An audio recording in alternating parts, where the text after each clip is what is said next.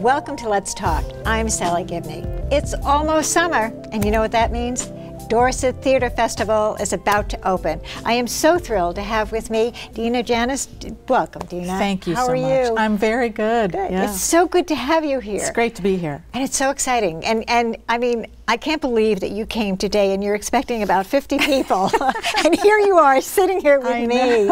You're amazing. Well, it's funny. We were saying usually you say that as an exaggeration, but today it's literally almost true, I think. We have a whole crew of apprentices from all over the country, all the staff, senior staff and shop staff, and all of our actors for the first show, and directors and designers. So they all show up in Dorset. They all find their homes. We give them their bedding, and they get set up, and we start rehearsals tomorrow. Oh, it's very exciting. Now, where do you find places for them to stay? I mean, that is really, that's quite a process. I'll bet that's a our challenge. Business manager, Kit Wallace, does a lot of that, and it takes months. We get help from different realtors, and just from being a part of the town, we know people. But it's quite a process. We rent quite a few houses, and we try to find things that are really central, so that people can walk and ride their bike and that kind of and thing. it's always fun watching people walk to the theater. It sort of makes it. You and I were just talking about the community. Yes. Well, it's interesting because the whole town, all the shop owners love it when we show up, because all of a sudden they have all these interesting characters from all over the country, with different accents and different backgrounds, and the people coming in, that's one of the things that the festival just, people who come to work for us fall in love with Dorset. The Dorset and with Vermont in general. They have such a great time, and you realize, you reappreciate what you live with every day, because they discover it. They go to the quarry, and they go to the inns at the pub at the Dorset Inn for a beer with Patrick, and they find the Dorset Union Store and Williams Store, and they find all these really great places that are just we take for granted. It's an experience. Yeah, it's a whole experience. It's a whole experience for them, which is really neat. Now, first of all, let's talk about you a little bit. Tell us about you. Well, let's see. You started out. I started out. As a little girl. I was raised in Chicago. My parents were both musicians. Oh, really? And my father was a jazz musician, and my mom also. And so I grew up actually my first many years on the road. My dad was a singer, and he did the Playboy circuit, which some people may remember. There was such a thing. He traveled all over the country doing that circuit as a singer, kind of a Tony Bennett style. And then we settled down in Chicago. Both my parents' families were from Chicago, and that's where I grew up. I grew up in Highland Park, which was on the North Shore of Chicago, right on the lake. Oh, nice. And I started out in really early on interested in theater, and the first classes I ever took were, I think I was actually in first grade. Really? Yeah, it's interesting because for me, a lot of my influence, I must say, came from being very fortunate to have run into some fabulous educators. So when I was really young, there was a woman who had moved back to Chicago, and she was a professional actress who was divorced and needed to figure out a way to support herself. Make some money, And she started teaching drama in the attic of her garage, kind of thing. Wow. And but she was really the real deal. She was actually, I still refer to some of the things I learned from her. Really? And she had a kind of a workshop that I was in throughout elementary school. Her name was Eunice Jaffe, and I really she was a huge influence.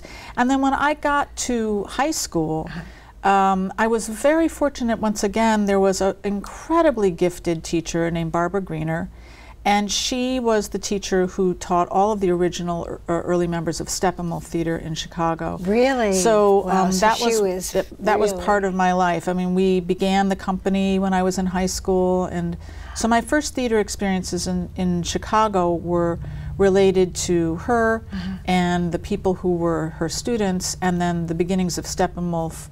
And then eventually, shortly after, a little while after the company got started, I moved to New York to train because I really wanted to study. Wow. So you really knew as a child that this was something you wanted to do. I'm one of those lucky people. I really do feel lucky in that I've always loved the theater. I love for me, the pull has always been the actual plays, the language, the words, the writing. But I love that. I've always known it. I just always had that. And you're always comfortable being on stage and the whole thing. Well, you know, being on stage is it's a complex process as an artist. Learning how to develop craft. I mean, one of the reasons why I moved to New York was because I had been working in Chicago and I was doing well, but I didn't feel comfortable. I knew I was doing well, but I didn't know why. When I was good, why? When I was bad, why? I really had no technique.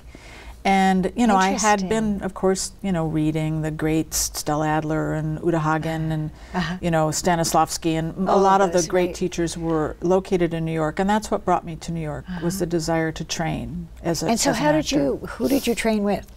Well, I was so lucky because I'm older.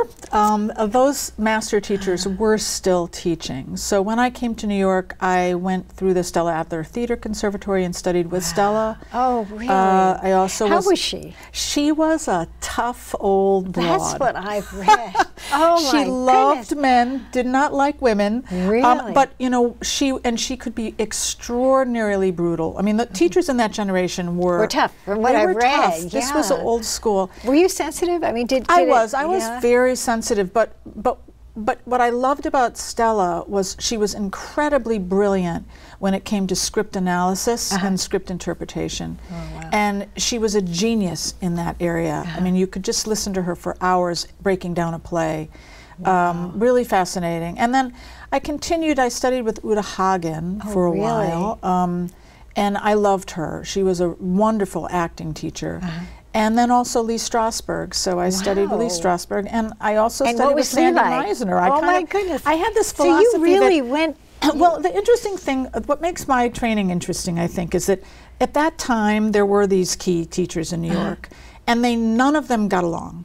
I mean, none of them agreed with each other's techniques. They each have a different technique. Which was interesting because they had all gotten their techniques from Russia, from Stanislavski and the Moscow Art Theater, but they came over back to New York and had each sort of decided on one part of their, but I felt, I was curious what they had in common. And I always approached my training, at the time, none of them knew I was studying with the other. Now, were you studying simultaneously? In some cases, yes. Really? Yeah. I mean, I was definitely studying with Uta and Sandy Meisner at the same time, and you know, these were people who absolutely would have had a conniption fit if they knew you were studying with the other person. Oh, but how did you know? It was quite something being accepted by them, wasn't it? Yeah, it was. You had to audition. Easy, you know, there was a process of getting into those master classes. They were very rigorous and competitive. I mean, in those days, conservatory, you went through the first year and half the students were cut.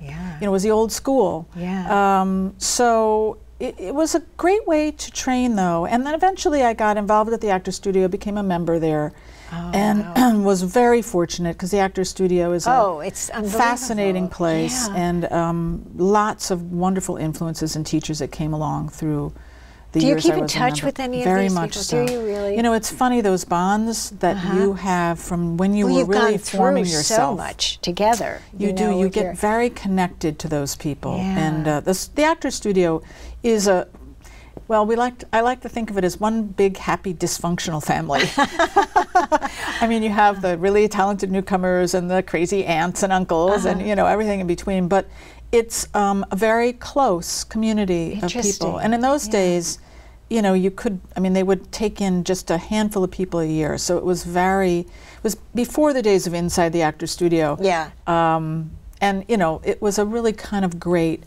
it was a great place. I mean, when I became a member, you know, I remember my final audition, and they used to put a black curtain, so when you walked in for your final audition, you couldn't see who was there because they knew that it would throw you so much to look over and see who was there. Ellen Burstyn and Al Pacino and, you know, all these people sitting there. Wow. But that was who really ran the studio at that point. Wow. And so it was just to be able to sit in the room and watch people like that work, because those people would get up and work, and you would be watching their work. You know, it was pretty great. The list of very people fortunate. Who you have met over the years has to be I was lucky. I mean, I think many actors in those days. You had to be good. I mean, well, it's not just luck. You know, I think it really isn't. I think I don't know how great I was in those days, but what I did have was an interest in the sort of pure art path of the actor. You know, so I think that in that sense that those were my tribe, and I found the right tribe when I got there. Wow. If that makes any sense. Yeah. So those were my early training, you know, and then I worked in New York. I did a lot of independent film and worked in theater. Eventually, when I started getting a little bit older and I had my first son, I began to do more directing because it just became something I could control. Right, rather than, And so I started getting into directing at that point when I started having kids. And so then I sort of did a little bit of both. How was the switch going from an actor to directing? Was that difficult? Well, you know, it's interesting because I think in some ways, you know, when you're training as an actor, one of the things, or in any of the arts really, one of the things you're learning how to do is really listen and really be present in the moment to moment when you're creating something with someone on stage. And staying right there, not looking ahead, I think, which is really what... not jumping ahead, not anticipating, but really taking in and trusting your instinct. And in some ways, as a director, that's really the same, those are the same skills I use. So I think for me, I guess I'm, in that way, what I was able to, it wasn't until I got to Bennington College where I began teaching that I was in a situation where I could really work with designers and begin to learn what you would learn if you went to study directing at Yale or elsewhere, which is learn what's the language to talk to your collaborators with. You know, how do you think about designing the world of the play, not just working with the actors? And that piece for me was something that I was really fortunate to be able to do a lot of when I began teaching at Bennington, because the design elements there, the way they think about collaboration. Now what are you teaching it? I teach drama, I teach acting, I teach some script interpretation classes, various versions of acting, and I do direct there as well. So also, you know, new play development and various occasional topics that come up that I'll end up teaching a random class in. And Bennington is kind of great because you know, the old phrase was, you know, teach what keeps you up at night. But in some ways that is really what you do. So I often will design classes with a subject that's interesting to me. And then collaborate with other faculty to create the class. Oh, that's exciting. It is. Like, what really kind fun. of classes most recently? Well, you know, one of the funnest ones like that I came up with, it's an interesting subject, actually. The Sloan Foundation is a huge, you know, international foundation, I think. They're based in the United States. But over the past 20 years, they've underwritten tons and tons of plays and music and ballet and all sorts of things with science as a theme. Oh, really? And so many of the plays you've seen, Proof or Copenhagen, or this most recent play that was a hit on Broadway, Constellations, and a lot of plays and films that you may have seen with science as a theme were basically commissioned by Sloan. And so I thought it was interesting to focus on teaching a class where you read plays with science as a theme, of which there are tons. Galileo, you know, you start thinking about it, you realize there are a lot, and then have the science faculty work with me on sort of teaching the science of the plays that the plays are about, you know, what they're about. So it's an interesting, really interesting and fun class where you look at a lot of biography of scientists and really look at the similarity in the kind of creative impulse of a scientist who's trying to figure out what's the meaning of life, and a dramatist who's also trying to figure out the same thing in a different way. So it's a funny class, but it attracts a combination of actors and playwrights and also science kids. That must be interesting. It must be an interesting mix. It is. It's a fabulous mix, I think. I mean, it's one of my most interesting, one of the classes I enjoy very much. And how the many kids do all students would you sorts of have things. in a class like that?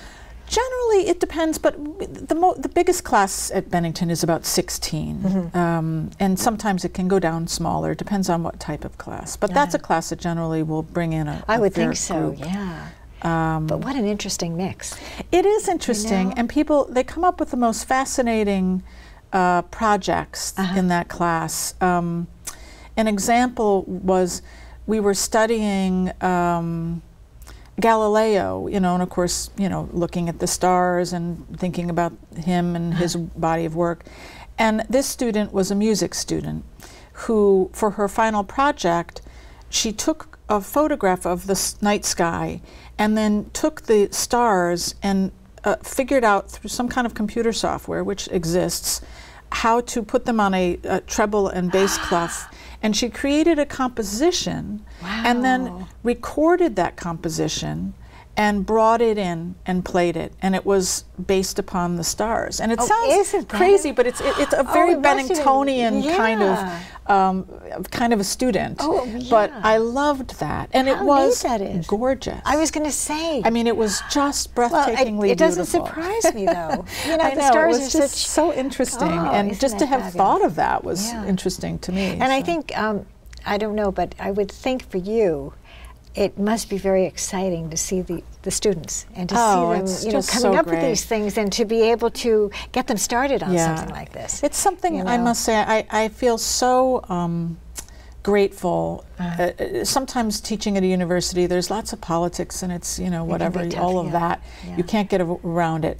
But the actual process of being in the room with people who are getting ideas like that for the first time. Excited about it. It's just really, it gives me a huge amount. I think it keeps me on my toes. Probably rekindles you. And it does, and then you're also connected to the young generation and their ideas and their questions, which are changing and of course they are, but you can also bring to them your experience. Yeah, absolutely. Which they wouldn't have that opportunity. Yeah, no, it's a great collaboration. And Bennington is, you know, I think unique in the way they value that dialogue between teacher and student. Which is really special. It's very special. Now tell us about the season. Yeah, well, gee, we have I'm very excited about the season. This year when I was, you know, it's always a thing trying to figure out what plays are you going to do. And what I really came to after the past 2 years of being artistic director was I just felt like I wanted to try to choose a season this year that the commonality was that the plays were in some way moving, that the characters were people that the audience would care about and engage with and really get invested in. So rather than say a season where you're dealing with maybe a lot of intellectual ideas or political thought or whatever, I was trying to think about plays that I felt would move people, whether it was to hilarity or, you know, really a lot of empathy or whatever. So that was one of my driving things, and I came up, for me, a play that I've really wanted to do for a very long time is Intimate Apparel by Lynn Nottage. Lynn Nottage that's your first? That's our start. Well, actually, we start out with a family fun series. We're doing youth programming this year, bringing in the Sage Institute from the Albany area. And they're doing the Stinky Cheese Man for us this next 2 weekends for young kids. And we're excited about that because we love to try to get the young audience to develop when they're that age. You know.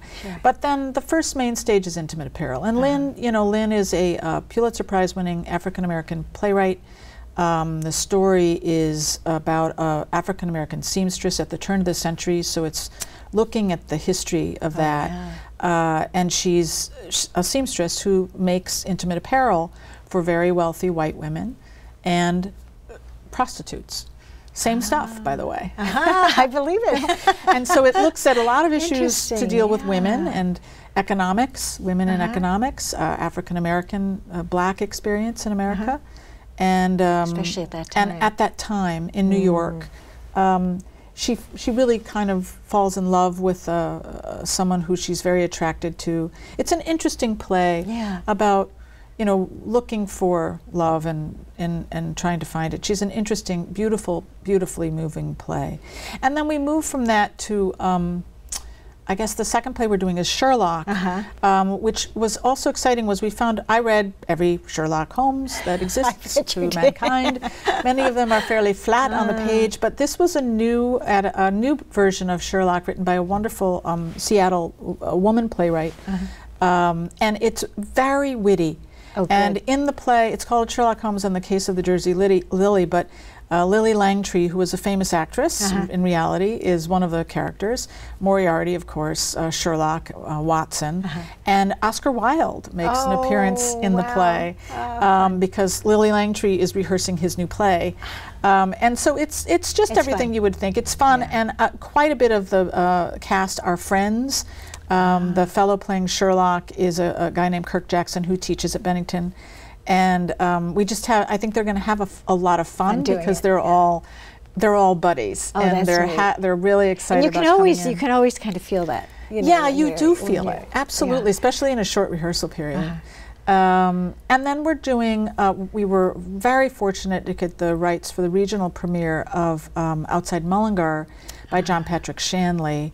That's a play that was a huge award winner on Broadway, not this past season, but the season before.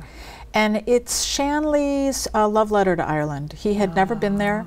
He visited, and this was a play that he wrote. It's a lot like Moonstruck. I don't know if you remember that. It's like an oddball love story, extremely touching. And you have an older couple, Irish, and this young couple that sort of end up finding each other in the play. And it's funny and a tearjerker. Really? Both. Oh, so wonderful. it's just gorgeous. Oh, I'm excited. I'm really. And the guy directing it is a very good old friend of John Patrick Shanley's, and we have a wonderful actress who was here on a star visa doing a play in LA. She's a very well-known Irish actress, Fiona O'Shaughnessy, and she heard about the fact that we were doing this play by Shanley, and she loved the play, and she's going to stay and come up and do it here. Wow. So she's bringing, and oddly enough, she's bringing her whole family over, her mother and her sister from Ireland, to visit the village of Dorset while she's doing it. So we're really excited about that.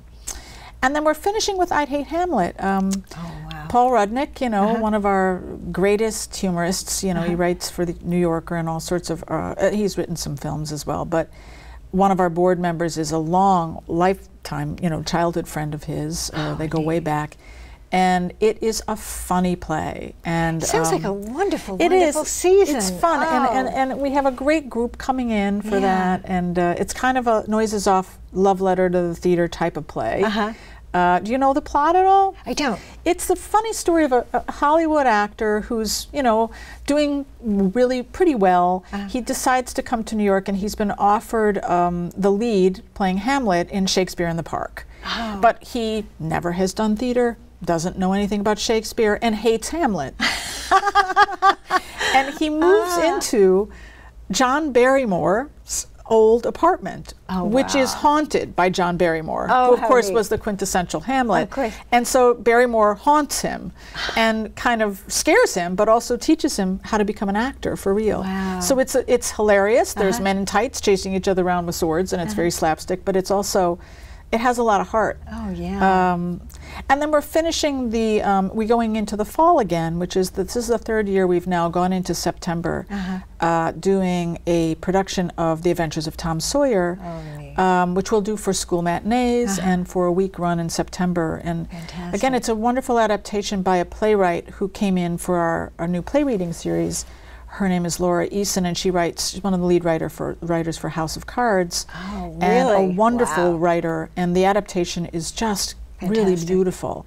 And it's all young, non-equity company, a wonderful cast of How do you pull all this together? Really? I mean, lots of vitamins. And not much, not much sleep. Yeah, it gets a little hairy, I won't kid you. I think I couldn't do it without the support of my husband, I must say, who's very much of a full-time dad. You know, he really is hands-on. I think I wouldn't have been able to make a lot of the decisions I make without feeling like everything is okay. Yeah, at the end of the day, they're with him when I'm not there, and they, you know, that there's a kind of that support. Was he in theater at all, or nope, not at all. No, he's not, which I think is kind of great, because it's like, you know. Well, you share something with each other. You support each other. Yeah. You're really it's sort of, you're not in the same lane, so to speak. So you're my kids both help out. I mean, they both, end up working as junior interns and things like that during the summer. Great. That's great. Are either one of them interested in theater? No, not at all. I mean, not really. As far as my younger one, who knows? I don't know. He's an awfully good performer, and he was at Maple Street School and was quite good in a lot of the plays there, but his interests so far haven't leaned in that direction. And my older son, no, he's really interested in philosophy and literature. So. And he's going to Europe. He's going to Oxford. That is unbelievable. I'm very excited about that, yeah. But, and of course you'll go visit. I am going to go. Can't wait. Absolutely. Yeah. That's not something that you pass up. So I don't know what else to tell you about the fact. I mean, we have some other programming this year. We're doing a night of the opera, which is we're really excited about. 2 beautiful internationally known opera singers coming to do an evening. That's a benefit for our Giving Back program. Which, do you know about that? Tell us about it. Giving Back program, it's one of my favorite things that we have done from the beginning.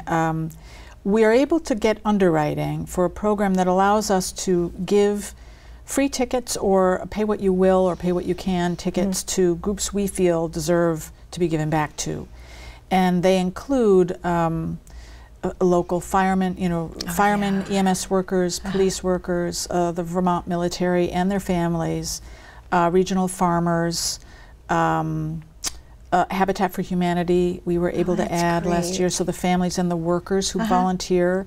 So what we're really trying to do, and Bank of Bennington came in this year as a major supporter for that program. Oh, isn't that great? But it's so our way of giving back to the community, those people that really do give enormous amounts volunteering.